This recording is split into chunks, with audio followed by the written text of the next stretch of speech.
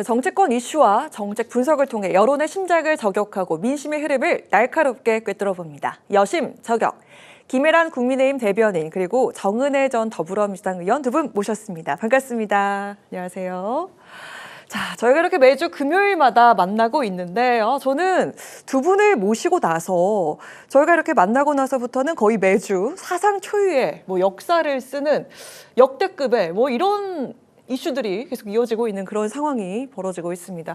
요즘 좀 어떻습니까? 이런 전국들. 네, 네. 그렇기 때문에 사실은 긴장을 늦출 수가 없고 실시간 뉴스를 또 속보를 따라갈 수밖에 없는데요.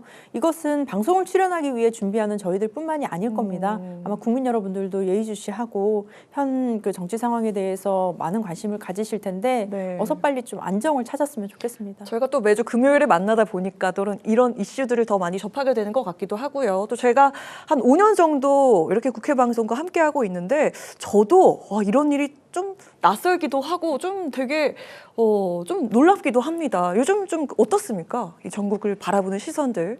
정말 사상 초유의 사태죠. 저희 아마 그 젊은 세대는 말로만 들었던 역사책에서 봤던 네. 계엄도 처음 접했을 것이고 또 지금 대통령의 탄핵 그리고 얼마 되지 않아 지금 국무총리 그 대통령 권한대행까지 탄핵되는 사태가 벌어졌습니다. 이런 초유의 사태에서 국가가 빨리 정치적 안정 그리고 경제적인 안정을 빨리 찾아야 된다고 생각합니다. 네, 자 오늘도 뜨겁게 토론을 벌여보도록 하겠습니다. 이 대통령 탄핵 2주 만에 권한대행 탄핵. 이거 역시 사상 초유의 일인데요. 그런데 가결이 돼도 지금 깔끔하지가 않은 상황입니다. 의결 정족수 논란 때문인데요. 우원식 의장은 헌법 학회와 입법조사처 의견을 종합해서 판단을 했다. 이렇게 얘기를 했습니다.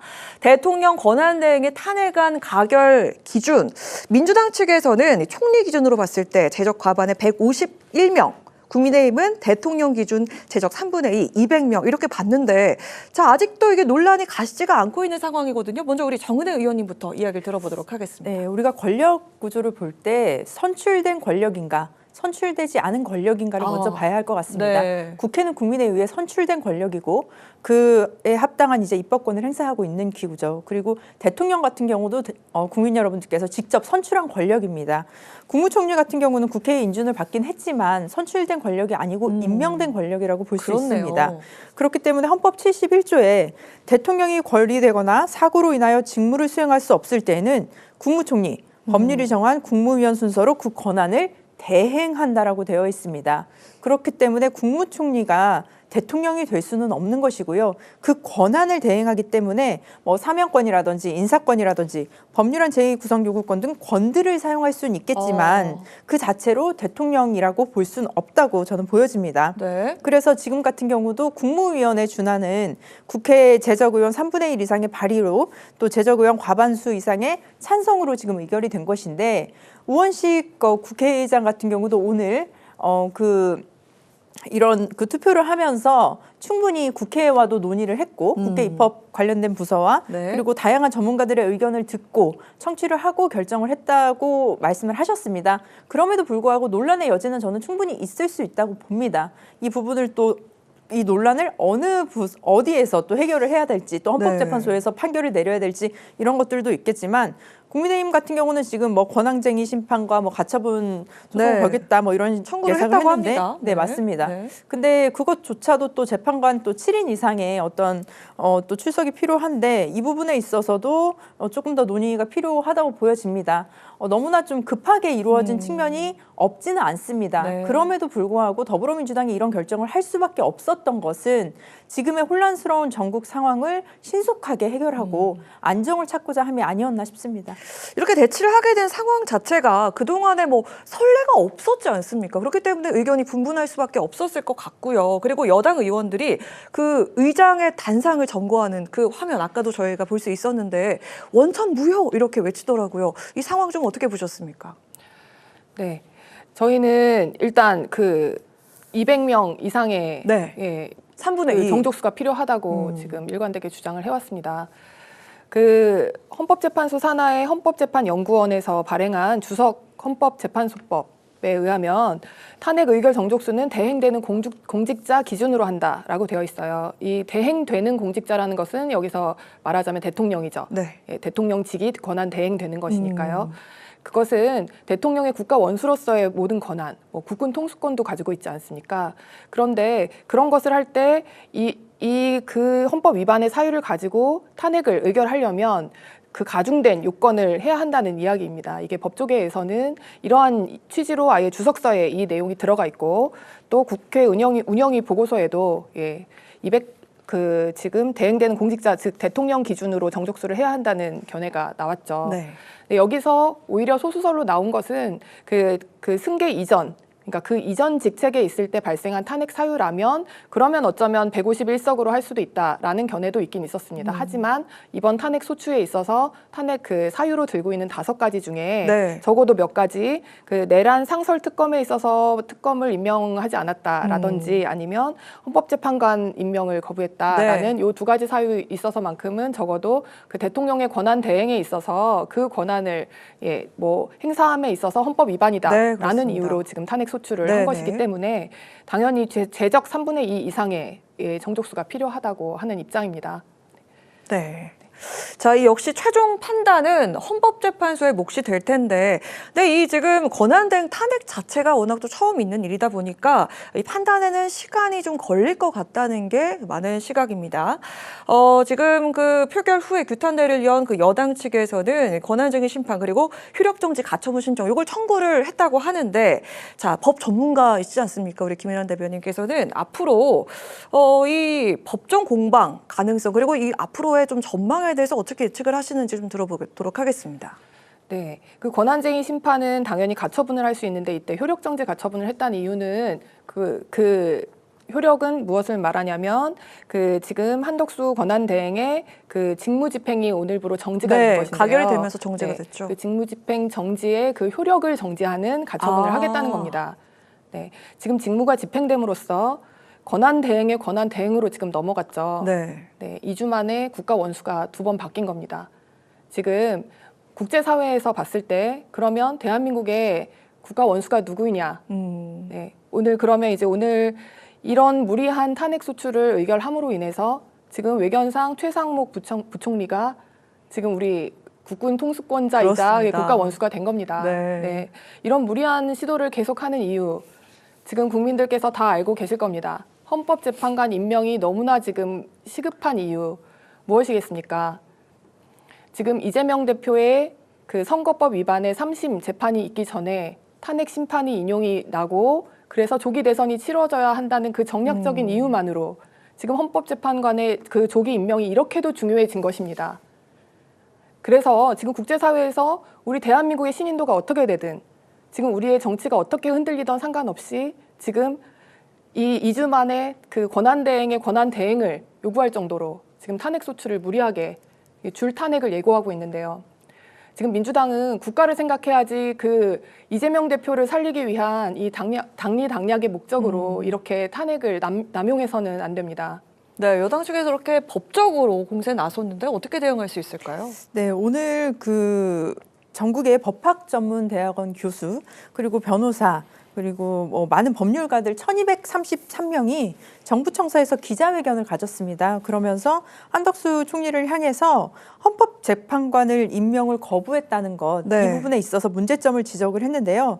정말 우리가 상상할 수 없었던 계엄이 있었고 이 계엄에 있어서의 그 탄핵 절차를 묻기 위해서 헌법재판관의 임명이 필요한데 이것 자체를 여야가 합의해서 임명을 하라라고 말했던 그 어제의 발언 같은 경우를 이제 문제를 삼았습니다. 그렇기 때문에 그 부분에 있어서 한덕수 국무총리 그리고 권한대행이 그 업무를 제대로 할 수 있느냐 그리고 대한민국의 계엄을 유도한 대통령과 함께 있었던 국무위원 중에 한 명 아니겠습니까? 그렇다면 내란의 동조의 행위를 같이 했다고 보여질 수 있는 분이기도 하거든요. 그렇다면 오히려 본인이 그런 의혹을 삭히기 위해서라도 충분히 헌법재판관 임명을 할 수 있었던 상황인데 그렇게 하지 않았던 것, 이 부분에 있어서 좀 문제를 제기를 했습니다. 그리고 지금 상황 관련해서도 한덕수 권한대행의 어제의 그 발언이 있었죠. 그 어제의 발언 이후에 사실은 환율이 더 많이 올랐습니다. 그리고 국가의 신임도도 더 떨어지고 불안정성도 증폭이 되는 상황입니다. 그래서 이 상황들을 빨리 종식시키고자 저는 더불어민주당에서 그런 또 야당에서 그런 결정들을 내렸다고 보여지고, 오히려 저는 그 권한대행의 권한대행이다라고 불안전해 보이지만 이번 일을 계기를 통해서 그 다음에 임명되시는 분이 정말 좀 현명하고 지혜로운 판단을 하시지 않을까 생각합니다. 네, 한 가지 네, 말씀하시죠. 지금 환율이 급등하고 국가 신인도가 흔들리고 이것이 정말 헌법재판관 임명이 뭐 며칠 아니면 뭐 몇 달 늦어지기 때문에 그렇게 되었겠습니까? 그것 때문에 지금 국무총리를 대통령 권한 대행을 바로 탄핵하겠다라고 했던 야당의 태도 때문에 흔들린 겁니다. 왜냐하면 지금 국정의 운영자가 누구인지 알 수 없는 상황이 돼버리기 때문입니다. 네, 그 부분에 대해서 정말 뭐가 진짜 중요한지, 헌법재판관의 임명 당장 안 하겠다고 한 것도 아니고 여야가 협의해와라. 이것에 대해서는 사실 너무나 설득력이 있는 이야기입니다. 8년 전 박근혜 대통령 탄핵 정국에서 기본적으로 그 권한 대행은 절대 헌법재판관을 임명하는 그런 창설적인 행위를 해서는 네, 안 된다고. 그 당시에 그때도 그랬죠. 대법원장 추천의 그 헌법재판관에 대해서 절대 임명을 못하게 민주당이 모두 다 말렸습니다. 쌍수를 들어서 반대했기 때문에 못하고, 그 대통령의 탄핵 소추가 결국에는 탄핵 판결이 심판이 돼서 대통령이 파면되고 그래서 결국에 거리가 확정되고 난 이후에야 임명할 수 있었습니다. 그런데 지금 그 입장이 완전히 반대로 지금 무조건 하라고 하고, 네, 뭐 그 국회 추천분이기 때문에 무조건 형식적으로 임명을 해야 한다고 주장하고, 네. 오히려 반대로 뭐 대통령 권한 대행인데 대통령 임명분은 또 해선 안 된다고 생각합니다. 네. 왜냐하면 대통령에게 유리한 재판관이 임명될까봐 그런 주장을 하는 것부터가 이게 얼마나 정치적인 문제인 것인지를 알려주는 것이기 때문에 지금 행정관료 출신인 지금 그 한덕수 권한 대행이 그 여야 간의 합의를 통해서 이것은 너무나 정치적으로 견해가 대립되고 또 그 상황에 따라서 완전 반대의 견해가 나오는 이런 문제이기 때문에 정치가 먼저 본래 의미의 정치가 개입해야 되는 영역이라고 말을 했다는 것은 사실은 많은 국민들이 설득되고 있는 상황입니다. 지금 네. 그런데 단 하루 만에 지금 탄핵소추 의결을 해버렸죠. 네, 그래서 권한대행의 권한대행이 등장하게 됩니다. 이 상황에 있어 그 여야의 갈등 해소는 아무래도 쉽지 않을 것으로 예상이 되는데, 일단 저희가 지금 남아있는 주제들이 많기 때문에 좀 속도를 내서 넘어가 보도록 하겠습니다. 짧게 한번 그러면 말씀 듣고 넘어갈까요? 네, 아주 짧게 저희가 또 부탁드릴게요. 탄핵과 네. 관련 그 권한 대행의 탄핵과 관련해서는 네, 네, 네. 뭐 하루 아침에 이렇게 일어난 것이 아니고요. 그 부분에 있어서 충분히 더불어민주당 측에서는 경고를 했습니다. 그럼에도 불구하고 어제 그런 기자회견을 통한 발언들, 그런 것들은 정말 망언이라고 생각을 하고요. 국민 여러분들 보시기에도 적절하지 않았다고 저는 판단됩니다. 네, 자 이제 가장 주목받는 인물은 최상목 대통령 권한대행 겸 국무총리 직무대행. 참 깁니다. 네, 이렇게 됐습니다. 비상경 국무회의에서 반대를 했었던 인물인 만큼 야당 측에서 좀 기대를 거는 눈치고요. 여당은 헌법재판관 임명을 강행하면 탄핵 심판 자체가 무효라고 경고를 했습니다. 이게 운명이라는 게 참 그렇습니다. 이게 최상목 부총리가 박근혜 정부 때는 그 탄핵 정권에 휩쓸려서 탄핵 정국에 휩쓸려가지고 그때 좀 고초를 겪었던 인물로 기억이 나는데, 또 이렇게 상황이 흘러갑니다. 권한대행의 권한대행이 된 최상목 부총리가 과연 헌법재판관을 임명하게 될지, 그렇다면 민주당이 압박하면은 또 최 부총리도 탄핵이 될 가능성이 얼마나 있을지. 자, 이거 한번 들어보도록 할 텐데요. 먼저 우리 김예란 대변인부터 들어보도록 하겠습니다. 네, 지금 뭐 최상목 부총리, 네, 헌법재판관 임명하지 않으면 또 탄핵 당할 것 같습니다. 그럴 운명일 것 같습니다. 지금 탄핵 될 것이다. 네, 지금 뭐 1, 2주 내로 만약에 뭐 나서서 헌법재판관 임명은 또 여야 합의가 있어야지 내가 맘대로 네. 못한다 이렇게 얘기하면 바로 탄핵 되겠죠. 네. 네, 이게 지금 맞습니까? 그럼 국가 원수 또 바뀝니다. 네, 지금 최상목 부총리는 국방, 외교, 게다가 원래 이제 경제부총리니까 경제까지 책임지는 대한민국의 지금 모든 국정의 통솔자가 되었습니다. 오늘부로. 네, 이걸 과연 최소한의 국회의 동의도 없었던, 그러니까 국무총리는 그래도 임명 시에 국회의 동의가 있지 않습니까? 우리의 선출에 있어서 민주적 정당성이 없는 행정관료에게 이 막중한 임무를 맡기게 된 이 사태, 이거 민주당이 지금 오늘 탄핵을 의결함으로써 이런 일이 벌어졌죠. 제가 느끼기에 오늘 아침에 이제 최상목 부총리의 말을 인용을 해보겠습니다. 국가적 비상 상황 속에서 살얼음판을 걷고 있는 우리 경제와 민생은 권한대행의 권한대행이라는 정치적 불확실성의 확대를 감당할 수 없다. 권한대행 체제에서 겨우 안정된 경제 시스템과 대외 신인도가 또다시 흔들리지 않게 해달라고 호소했습니다. 네. 그랬는데도 이제 막중한 임무를 맡았죠. 지금 역사 소용돌이 한복판에 서 계신데 과연 그러면 헌법재판관 임명할 수 있겠느냐? 저는 할 수 없을 거라고 봅니다. 할 수 없다. 네, 지금 이 국무총리에 대한 탄핵은 내각 전체에 대한 탄핵이라고 말했고 대부분의 국무위원들이 지금 거기에 동의하고 있는 것으로 알고 있습니다. 그 말의 의미는 우리가 유추해 보건대 그 국무총리가 지금 이 부분에 대해서 이건 정치의 영역이니까 우리가 마음대로 지금 헌법재판관을 임명할 수 없다라고 말한 것에 전체적으로 내각 전체가 동의를 하고 그중에 개개인의 의견이 달라서 누구는 탄핵하고 또 누군가는 그럼 임명을 해줘서 탄핵을 면하고 이렇게 하지 않을 것이라는 의사를 유추할 수 있다고 생각합니다. 네. 야당 측에서는 좀 한독수 총리랑은 다른 인물이다 이렇게 평가하는 것 같습니다. 네, 저도 최상목 그 권한대행에 대해서 조금 조사를 해봤는데 굉장히 오랜 시간 경제 관료로 활동을 했고 무엇보다도 뭐 본인의 뭐 입신양명이나 뭐 본인의 어떤 그 정치적인 성공보다도 대한민국을 생각하는 마음이 좀 있었던 걸로 보여집니다. 특히 과거 미국 그 서브프라임 모기지 네. 사태 때 대응 체계를 마련하기도 했다고 합니다.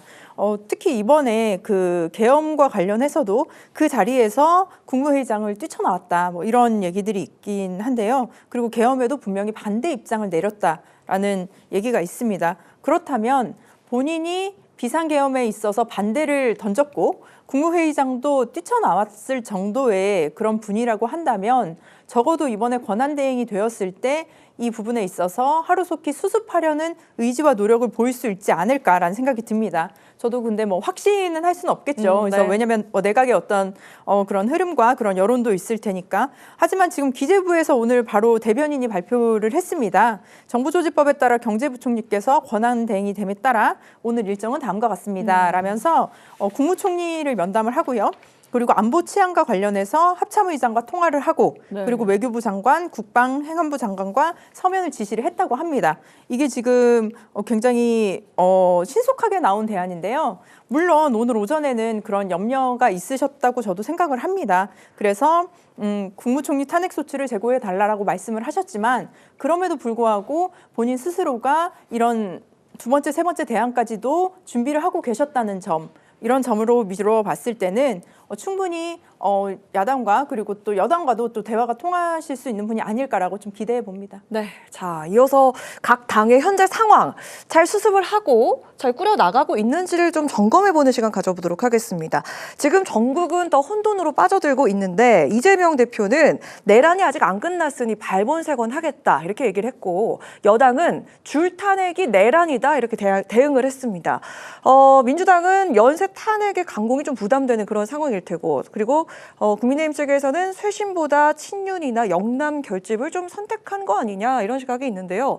각 당 지금 우리 당 지금 민심을 잘 읽고 있다고 생각하시는지 우리 정 의원님 먼저 들어보도록 하겠습니다. 네, 일단 저는 좀 국민의힘이 좀 염려스럽습니다. 그 탄핵을 당한 정당으로서 대통령을 보유했던 정당으로서 권성동 대표 같은 경우는 오늘 또 지역구 가서 고개 숙이지 말고 얼굴 두껍게 하고 다녀라 뭐 이런 네. 말씀을 하셨다고 하는데요. 지금 너무나 잘못 생각하고 계신 것 같습니다. 계엄이 있었습니다. 군합발로 민의의 전당인 국회를 밟을 뻔했습니다. 그리고 사실은 국회가 그렇게 신속하게 움직이지 않았다면 저희도 지금 이 자리에 있었는지 저는 알 수가 없습니다. 사실 뭐 당장 다음 날부터 뭐 학교에 가지도 못하는 아이들도 네. 생겼을 것이고요. 경제 위기는 더 심각해졌을 겁니다.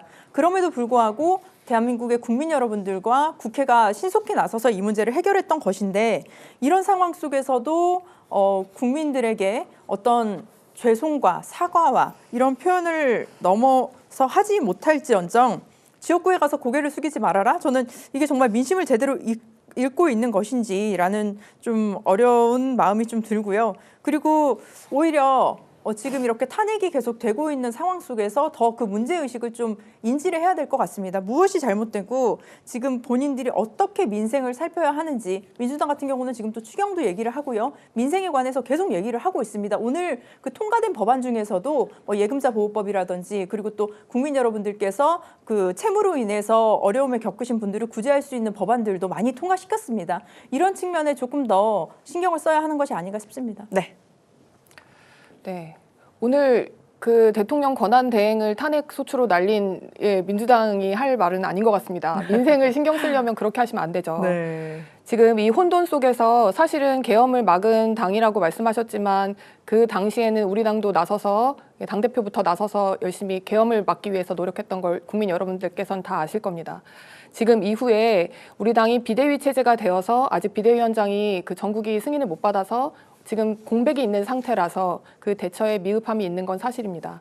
아마 비대위원장 처음 취임하자마자 대국민 사과를 할 것으로 지금 예고되어 있는데요. 그 이후에 그 당력을 집중해서 이 난국을 헤쳐나갈 거라고 믿고 싶습니다. 그리고 지금 민주당이 연쇄 탄핵으로 지금 전국을 주도하는 모습은 강성 지지층들한테는 결집한 효과가 있을지 모르지만 지금 일반 국민들의 입장, 이 계엄, 이 사상 초유의 사태를 맞아서 지금 국가가 좀 안정되기를 바라고 경제가 안정되기를 바라는 그냥 그 중도 보수의 그 중도층의 그 국민들의 마음을 달랠 수는 없을 것 같습니다. 조금 더 지금 거대 야당의 그 막강한 힘으로 좀 더 민생과 그리고 국민을 위해서 당력을 좀 집중해 주셨으면 좋겠습니다. 네, 민생과 경제 얘기가 나왔으니 오늘 마무리 질문은 이와 관련한 질문으로 드리도록 하겠습니다. 내수 경제를 살리기 위해서 당정은 11.6조 예산을 조기 집행하겠다 이렇게 발표를 했고요. 이재명 대표는 그걸론 부족하니까 추경을 빨리 하자 이렇게 촉구를 했습니다. 당정과 야당의 경제 위기 극복 방법 두 분의 평가를 좀 들어보면서 오늘 이 시간 마무리할까 하는데요. 우리 먼저 정 의원님부터 들어보도록 하겠습니다. 네, 예산안을 짜고 편성할 때는 사실 저희가 계엄은 정말 예측할 수 없었던 것이죠. 계엄이라고 하는 것은 저는 정말 천재지변과 같다고도 보여집니다. 우리가 예측할 수 없었던 2025년에 그런 위기가 있기 때문에 이 부분에 있어서는 바로 추경이 필요하다고 보여집니다. 물론 그 당정이 내년 예상을 신속하게 집행하겠다라고 말했던 것은 굉장히 좀 높이 평가할 만합니다. 네. 그럼에도 불구하고 지금 한국은행에서 밝힌 그 민간 소비주의 가늠자인 신용카드 사용액 있죠. 네. 12월 3일 이후에 전국에서 신용카드 사용액이 줄었다고 합니다. 그렇습니다. 네, 그 말은 정말 코로나 때와는 거의 비교할 정도로 내수가 침착이 되고 국민 여러분들께서 지갑을 닫고 있는 네. 상황이라고 보여집니다. 굉장히 또 불안함도 있으시겠죠. 그래서 내년의 경제 성장률도 지금 한 1% 정도로 예상이 되는 이런 네. 상황에서 한국은행도 이제 추경을 언급하기도 했습니다. 그래서 이렇게 우리가 예측하지 못한 급격한 상황이 있을 때 가장 많이 피해보는 것은 바로 취약계층과 서민입니다. 이분들에게는 정말 하루하루 살아가는 삶과 죽음의 경계선에 놓여 있다고 저는 보여지는데요. 이 부분에 있어서는 여야가 신속하게 예산도 집행하고 그리고 추경도 하고 특히 서민 예산과 관련해서는 신속한 그런 추경이 좀 필요하다고 보여집니다. 네, 경제 위기 대책 어떻게 보십니까? 네. 예산 조기 집행은 이제 기존의 예산을 신속하게 투입하기만 하면 되니까요. 수월하고 다만 이제 추경은 국회 동의가 필요한데 지금 같은 상황에서 국정협의체도 출범도 못했죠. 그렇죠. 권한 대행이 탄핵됐으니까요. 네. 지금 그 경제부총리가 이제 아마 이 맡아서 국정협의체 주체가 되겠지만 헌법재판관 임명에 동의하느냐 아니냐에 따라서 언제 날아갈지 그렇죠. 모릅니다. 네. 네. 그렇기 때문에 지금 추경을 하자고 해도 누구랑 상대를 그 카운터파트를 누구라고 해야 될지 아직 알지도 못하고 지금 국회 동의가 지금 되는 것이 요원한 상황에서 일단은 조기 집행 상반기에 70% 이상 하겠다고 했으니까 네 그거에 의존할 수밖에 없을 것 같습니다. 네 일단 정치적으로 안정이 되어야 경제적으로 문제가 해결될 수 있을 거라고 생각합니다. 네, 좋습니다. 저희가 사실 준비했던 질문들이 더 있는데 워낙 이 사안이 중대하다 보니까 저희가 이 시간을 다 이렇게 써버렸습니다. 다음 주에도 저희가 의미 있는 시간, 뜻깊은 토론 시간 가져보도록 하겠습니다. 자, 지금까지 김혜란 국민의힘 대변인, 정은혜 전 더불어민주당 의원과 함께한 여심저격 시간이었습니다. 두 분 오늘도 고맙습니다.